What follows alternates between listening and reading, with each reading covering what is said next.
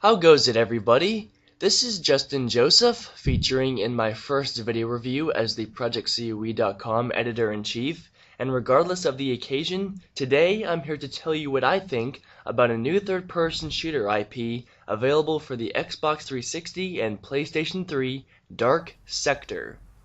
Right off the bat, I'll say that this is unfortunately one of those games that had some great concepts driving it, but a whole lot of little issues tear down the overall experience. With that in mind, I'll go ahead and knock off the worst element of darkSector, its story, or more specifically, its attempt at telling a story. The main premise is very simple.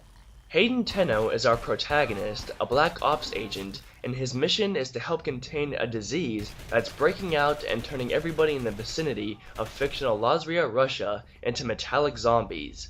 Not only that, but he's pursuing the man supposedly responsible, known only as Mesner. This could have been interesting to an extent, but sadly the game really never allows it to be. There's very little in the light of character evolution, relationship building, or anything that really ties the reason behind it all into one big package.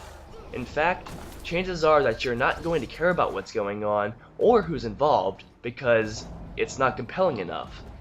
Hayden could have been a dynamic character since he's apparently done terrible deeds in his past, but since that's never covered, he falls flat on his face. Perhaps that's why his mug looks so goofy too. There are reasons to play darkSector though, despite any problems that I talk about during any point. The main draw happens to be the combined gameplay mechanics of the third-person shooter engine and the special weapon that spawns out of Hayden's mutated arm at the end of the first chapter, the glaive. The device happens to be a tri-bladed boomerang that is capable of being thrown at pretty much anything to cause damage, take off some heads, or even acquire fire, electricity, and ice properties. The weapon is actually dual-wielded if Hayden only has a pistol out, which is a nifty pairing because you can use the glaive to dish out your primary damage and then fire off a shot or two to finish off whoever or whatever your target may be. Assault rifles and shotguns require both of Tenno's hands, however, but they're still fun to use. However, you can only have as much enjoyment as you're capable of ignoring the following that I find to be legitimate problems. For one, the cover and roll systems are flawed. While using either requires only one button press, their respective executions don't work 100%. With cover, pressing up against something isn't difficult, but if you try to use a short barrier, Hayden's head becomes exposed to oncoming fire. The same goes for if you become a bit overwhelmed with an enemy ambush and want to roll away to put some space between. Sadly, if you try, you're very likely to undesirably take cover on something, which leaves you as free game for whatever's nipping at your heels. These issues aren't particularly game-breaking, but your annoyance with them can mount over time. That applies to the AI and damage formula as well. Enemies aren't necessarily dumb in this game, but they behave predictably thanks to how their processes were coded. They pop out of cover, fire their gun for however many odd seconds, and return. Repeat, and you've got every enemy with a gun in the game. The morbidly mutated creatures aren't nearly as formulaic, which is good to an extent, but it also makes taking direct hits from them, which are basically critical for you every time, not very fun.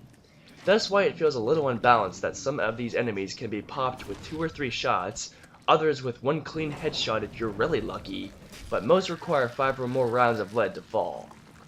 Oh well, at least these issues are partially made up for thanks to Hayden's special abilities, upgradable guns, and the glaive.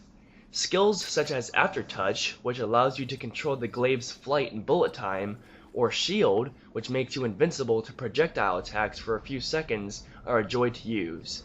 Using glaive finishers on enemies is also pretty satisfying, except that it grows old to see the same 3 animations over the span of 10 hours. Presentation-wise, darkSector is hit or miss. Regarding the graphics, the game has pretty uninteresting character models, not to mention heavily repeated enemy designs, yet the environments and special effects are pretty nice.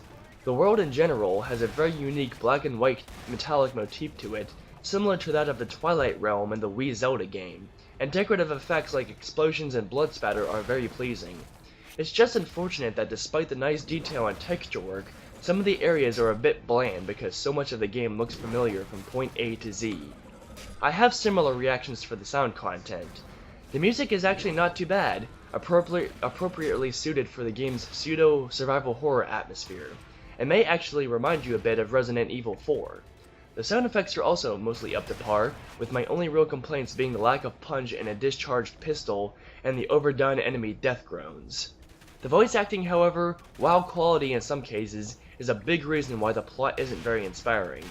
It's strange how when you expect a serious situation, you don't really feel it with the spoken dialogue, and vice versa with voice work that sounds passionate. Oh, and apparently Hayden knows how to say the S word pretty well, courtesy of Smallville's Michael Rosenbaum.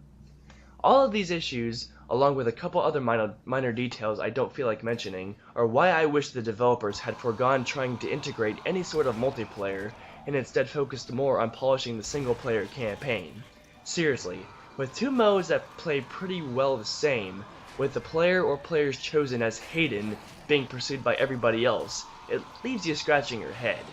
This online offering isn't terrible per se, but come on, with 5 measly maps in action that's bound to become repetitive mighty quick, what's the point? You know, it's really cases like the one we have here with darkSector that break our hearts at CUE the most. We love and respect so much developers that go the extra mile and try to create the next greatest all-new IP, but when the execution falls asunder in one too many small instances, that molehill soon becomes a mountain. Usually it's one or two very significant flaws that bring a game down, but with darkSector, it's those ankle biters that ultimately suffer the package. Nonetheless, I've given this game a 7.3 on 10 on behalf of ProjectCUE.com, as it's certainly worthwhile to rent this title. Thank you as always for checking us out, and as the brand new editor-in-chief for Project CUE, I humbly encourage all of you to stick closely with us for the remainder of the year and the start of 2009, because we're going to have plenty of incredible content to sink your teeth into. Trust me, you won't regret it. So until next time, head over to ProjectCUE.com for the full darkSector written review. I'm Justin Joseph once again, and I'll be back soon with your review for Ninja Gaiden Dragon Sword on the Nintendo DS.